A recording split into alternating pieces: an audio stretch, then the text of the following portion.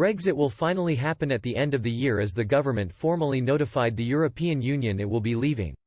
Michael Gove told Brussels that the UK has no intention to extend the transition period, which expires on December 31.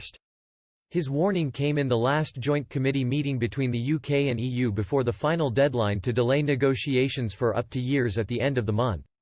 Mr. Gove said the decision to reclaim Britain's sovereignty from the bloc would be vital in the country's recovery from the coronavirus pandemic. The Cabinet Office Minister said, "We have informed the EU today that we will not extend the transition period.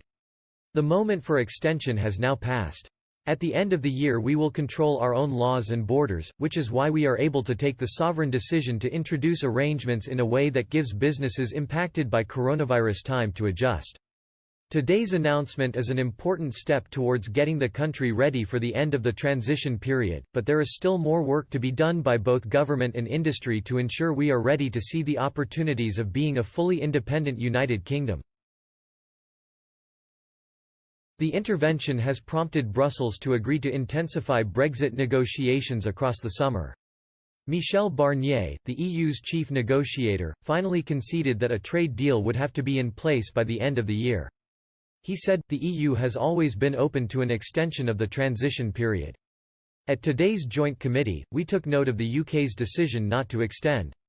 We must now make progress on substance.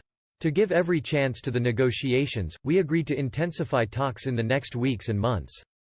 European Commission Vice President Maros Sefcovic added, "Gove was very clear, unequivocal, on the fact that the UK is not going to seek an extension. We take this decision as a definitive one, and therefore are pleading for acceleration on work on all fronts."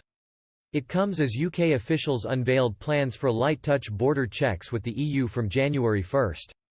Ministers want to ensure businesses are afforded maximum flexibility to boost trade after the impact of the coronavirus pandemic.